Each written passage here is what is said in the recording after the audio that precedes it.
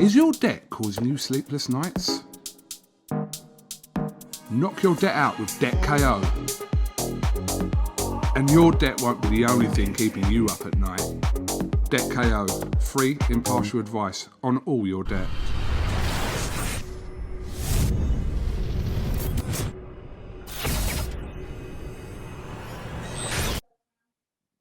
Andrew McCART, IFL TV, in association with MTK Global.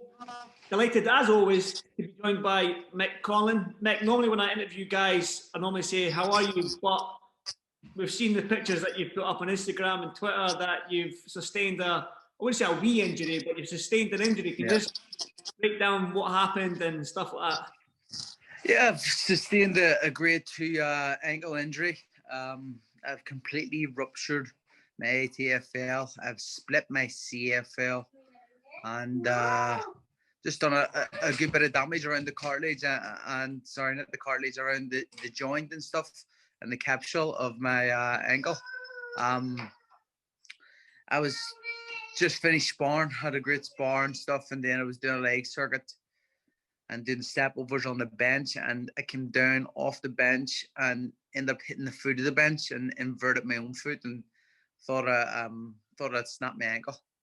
But, you know, thank God I didn't snap it, and thank God it's not worse than what it is. But, you know, it's kind of sailing me now for between 8 to 12 weeks, the doctor said. But, you know, I'm sure I'll be back before him. Exactly. You're like Wolverine, mate. You've got them healing powers. I hope so. I hope so.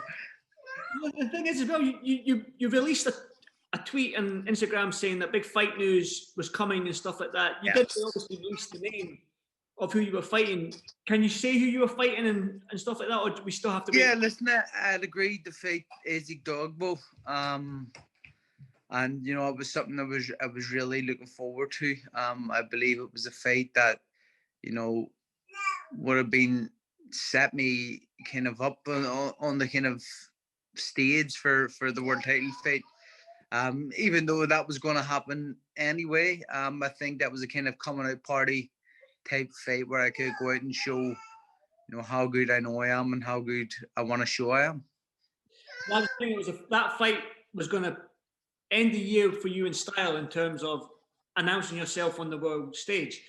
So I know you've always got a smile on your face. I've seen that even though you've got that big, huge moon boot on your leg, that you're still doing training in your garage and stuff like that. But I mean, how disappointed are you? Can you put it into words how disappointed or frustrated you are?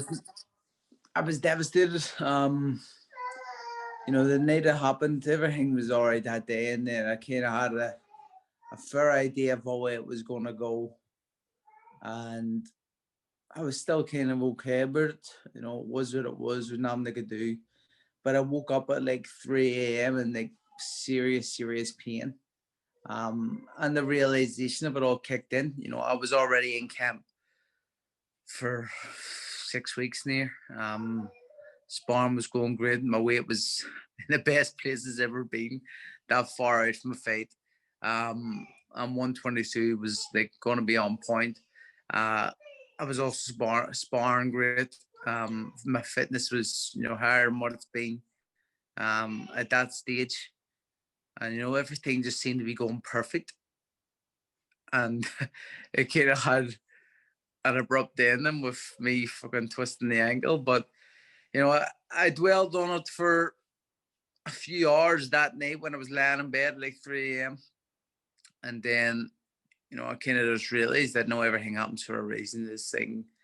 Things I guess don't happen for nothing. And, you know, maybe it's a blessing in disguise that, you know, it's happened now. Who knows? It probably could have happened during a fight and I lose by injury, and you don't want that to happen. So, you know, the fact that it's, you know, this kind of accident has happened, you know, now rather than closer to a fight, you know, it's probably much better. Definitely. I mean, you are still training. I've seen that you were doing pull-ups and whatnot in your garage. I mean, are you still motivated to train, or is it just one of them ones 100%. Nah, that's not 100%. There's the end goal doesn't change. The end goal stays the same. I know where I have to get to, and I know what I got to do to get there. So there's no point in me sitting here, you know, eating and drinking and going on the piss and stuff. because I've hurt my leg. I've just got to still better myself every day, and whether that's with one leg, with two legs, with no legs, I've still got to do something to try to make myself better and keep myself in shape. Because for me, if I'm honest, being in the gym and boxing is also good for my mental health. And if I wasn't doing that, I don't know where my thoughts would be running off to. So, yeah, it's something to kind of keep me sane and keep me focused, because I think no matter what it is in life, no matter if it's sport, no matter if it's just life in general, I believe you need to have goals and you need to have targets kind of set every day, small ones, big ones, whatever it is. You just need to have something there to kind of focus on, and that's why I got myself straight back into the gym, straight back working. There was no point of sitting feeling sorry for myself. Champion mindset, Mick. That's the thing, isn't it? 100%. You need to have it. You need to be like, I'm not world champion now, but I need to be training like one. I need to be believing I already am. And to be the best, you have to train like the best. So, there's no point in me sitting there being fat. I need to train like I'm the champ. Exactly. Great mindset to have. I mean, 2021, you said the end goal doesn't change, and I'm assuming the end goal is to be world champion in 2021. Yeah, 100%. 100%. Who knows? Could be the next fight. It could be the next fight. Now that this is set me back, because it was, no matter what, it looked like it was going to be happening in March. So, if it's the next fight, it's the next fight. If it's not, if it's doggo, it's doggo. Either way, I'm happy. I let the team deal with it. I told them as soon as the doggo fight was mentioned, yes, no problem. And if the world title fight was mentioned then as well, I would say yes, no problem. I don't need the weight. I don't need any warm ups or anything. I'll go straight in the any fight right now. I believe I'm coming into a prime now, and I'm ready to put on a few big shows and a few big fights. Definitely, and I'm looking forward to it, Mick. But since you're at home, I'm guessing that you enjoyed the boxing on Saturday night. I mean, Inoue, you had Gervonta Davis knockout, you had Inoue, and obviously you had Usyk announcing himself. I mean, yeah. Where do we start? Where do you want to start? I think start with Tom McCarthy. There we go. Fellow Belfast man. Becoming European champ. Let me down, not getting the stoppage I had to bet on. But I was delighted for him. Tommy's been, I grew up on the amateur teams with Tommy, and seen the hard work he's put in, and it looks like he's really turned it up a notch, and went and grabbed himself a European title, a real European title, not no WBO stuff, a real European title, which is a very, very prestigious title. And he's been on the end of some hard decisions recently. Obviously getting stopped by Rapport and losing to Matty Askins. So for him to come back after those kind of setbacks is great for him. I'm delighted. I'm delighted he's went and done that, and hopefully now he can push on a bit further. Well, let's talk about the Usyk then, Usyk and Chisora. I mean, what are your thoughts on Usyk? I mean, he did answer his critics in terms of he fought a real heavyweight and won, but he looked uncomfortable at times with the pressure that Chisora was putting on him. Well, it was like a ball and a chain shop having Chisora in there, and he was trying to be a matador in a chain shop, so it was a tough fight for him. But Usyk's my guy. I love Usyk. I'm a big Usyk fan, a big Lomachenko fan. All these Ukrainians, I've grew up with him in the amateur system, so I've always admired them. But I thought he performed well. I had him a bit more ahead than what Sky were having. They looked like they had a bit close, and here in Bailey and Dave Caldwell and Honor, they've watched it back now, and they think Usyk won. But even at the time, Washington TV, I thought he won. I thought he won well.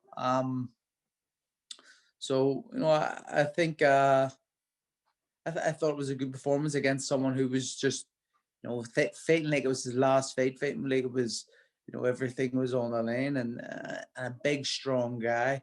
I